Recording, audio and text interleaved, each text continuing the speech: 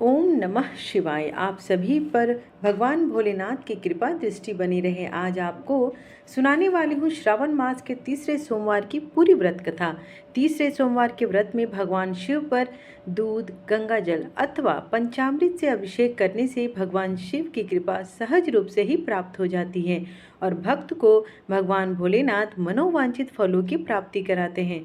आपसे निवेदन है कि श्रावण मास के तीसरे सोमवार के दिन सोमवार व्रत कथा पूर्ण सुने, क्योंकि अधूरी कथा सुनने से दोष लगता है। कथा सुनने से पहले हमारे चैनल को सब्सक्राइब कर कमेंट बॉक्स में ओम नमः शिवाय या हर हर महादेव लिखकर सकारात्मक वातावरण बनाएं।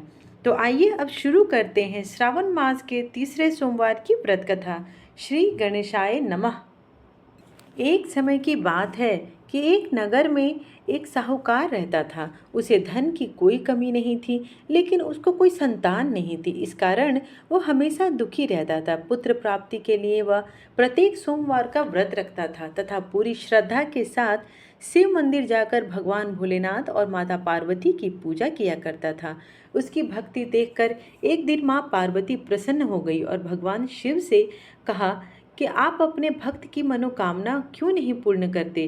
पार्वती जी की इच्छा सुनकर भगवान शिव ने कहा कि हे पार्वती, इस संसार में हर प्राणी को उसके कर्मों का ही फल मिलता है और जिसके भाग्य में जो है उसे भोगना भी पड़ता है। लेकिन पार्वती जी ने साहूकार की भक्ति का मान रखने के लिए उसकी मनोकामना पूर्ण करने की इच्छा जताई। माता पार्वती के बहुत आग्रह करने पर भगवान भोलेनाथ ने साहूकार को पुत्र प्राप्ति का वरदान तो दे दिया, लेकिन साथ ही यह भी कहा कि उसके बालक की आयु केवल 12 वर्ष तक होगी। माता पार्वती और भगवान शिव की बातचीत को साहूकार सुन रहा था। उसे ना तो खुशी हुई और ना ही दुख। वह पहले की भांति भगवान भोलेनाथ की पूजा करता रहा। कुछ समय के बाद साहूकार के घर एक पुत्र का जन्म हुआ। जब वह बालक 11 वर्ष का हुआ तो उसे पढ़ने के लिए काशी भेज दिया गया। साहूकार ने पुत्र के मामा को बुलाकर उसे बहुत सारा धन दिया और कहा कि तुम इस बालक को काशी विद्या प्राप्ति के लिए ले जाओ और मार्ग में यज्ञ कराते जाना और वहाँ ब्राह्मणों को भोजन भी कराना और दक्षिणा देना। दोनों मामा भांजे इसी तरह यज्ञ कराते और ब्राह्मणों का दान दक्षिणा देते हुए काशी की ओर चल पड़े। रात में एक नगर पड़ा जहाँ नगर के राजा की कन्या का विवाह था, लेकिन जिस राजकुमार से उसका विवाह होने वाला था वह एक आंख से काना था। राजकुमार के पिता ने अपने पुत्र के काना होने की बात राजकुमारी से छिपाई थी। उसने एक चाल सोची। साहूकार के पुत्र को देखकर उसके मन में एक विचार आया। उसने सोचा, क्यों ना इस लड़के को ही दूल्हा बनाकर राजकुमारी से विवाह करा दूं। विवाह के बाद उसको सारा धन देकर विदा कर दूंगा और राजकुमारी को अपने नगर लेकर चला जाऊंगा। लड़के को दूल्हे के वस्त्र पहनाकर राजकुमारी से विवाह करा दिया, लेकिन साहूकार का पुत्र ईमानदार था। उसने यह बात न्याय संगत नहीं समझी। उसने अवसर पाकर राजकुमारी की चुन्नी के पल्ले पर लिखा कि तुम्हारा विवाह तो मेरे साथ हुआ है, लेकिन जिस राजकुमार के संग तुम्हें भेजा जाएगा वह एक आंख से काना है। मैं तो काशी पढ़ने को जा रहा हूँ। जब राजकुमारी ने चुन्नी पर लिखी बातें पढ़ी तो उसने अपने माता पिता को यह बताई। राजा ने अपनी पुत्री को विदा नहीं किया, जिससे बारात वापस चली गई। दूसरी ओर साहूकार का लड़का उसका मामा काशी पहुँचे और वहाँ जाकर उन्होंने यज्ञ किया, ब्राह्मणों को दान दिया, सारे नियमों का पालन किया जो उनके माता पिता ने कहा था। जिस दिन लड़के की आयु 12 साल की हुई उसी दिन यज्ञ रखा गया था। लड़के ने अपने मामा से कहा कि मेरी तबीयत कुछ ठीक नहीं है। मामा ने कहा, तुम अंदर जाकर आराम करो। शिव जी के वरदान के अनुसार कुछ ही देर में उस बालक के प्राण निकल गए। मृत भांजे को देख उसके मामा ने विलाप करना शुरू कर दिया। संयोगवश उसी समय शिव जी और माता पार्वती उधर से जा रहे थे। पार्वती ने भगवान से कहा, स्वामी, मुझे इसके रोने के स्वर सहन नहीं हो रही है। मुझे इस व्यक्ति के रोने से बहुत ही अत्यधिक पीड़ा हो रही है। तब भगवान शिव जी बोले कि ये वही साहूकार का पुत्र है जिसे मैंने 12 साल की आयु दी थी।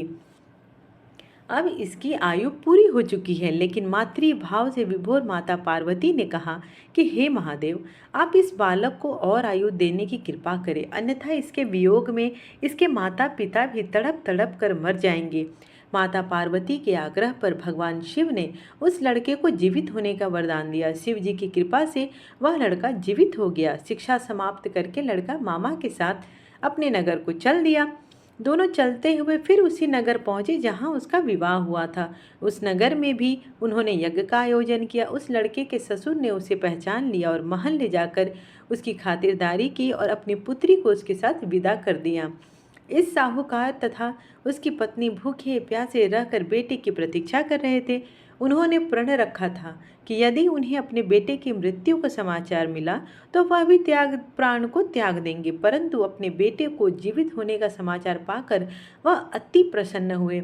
उसी रात भगवान शिव ने महिमा दिखाई और व्यापारी के स्वप्न में आकर कहा, हे श्रेष्ठ, मैंने तेरे सोमवार के व्रत करने और व्रत कथा सुनने से प्रसन्न होकर तेरे पुत्र को लंबी आयु प्रदान की है। इसी प्रकार जो कोई सोमवार व्रत करता है या कथा सुनता है और पढ़ता है उसके सभी दुख दूर हो जाते हैं। भगवान भोलेनाथ और माता पार्वती के आशीर्वाद से उसकी सारी मनोकामनाएं अवश्य ही पूर्ण होती है। इसलिए कथा को हमेशा पूर्ण सुनकर भगवान भोलेनाथ की आरती कर प्रसाद लेकर ही जाएं। आइए भगवान भोलेनाथ की आरती करके कथा का समापन करते हैं। ओम जय शिव ओंकारा, भज शिव ओंकारा, ब्रह्मा विष्णु सदा शिव अर्धांगी धारा। ओम जय शिव ओंकारा, एकानन चतुरानन पंचानन राजे, हंसासन गरुड़ासन वृषवाहन साजे। ओम जय शिव ओंकारा, दो भुज चार चतुर्भुज दस भुज अति सोहे, त्रिगुण रूप निरखता त्रिभुवन जन मोहे। ओम जय शिव ओंकारा, अक्षमाला बनमाला रुंडमाला धारी, चंदन मृग मद सोहे, भाले शशिधारी। ओम जय शिव ओंकारा, श्वेतांबर पीतांबर बाघंबर अंगे, सनकादिक गरुड़ादिक भूतादिक संगे। ओम जय शिव ओंकारा, कर के मध्य कमंडल चक्र त्रिशूल धरता, जग करता जग भरता, जग संहार करता। ओम जय शिव ओंकारा, ब्रह्मा विष्णु सदा शिव जानत अविवेका, प्रणवाक्षर के मध्य ये तीनों एका।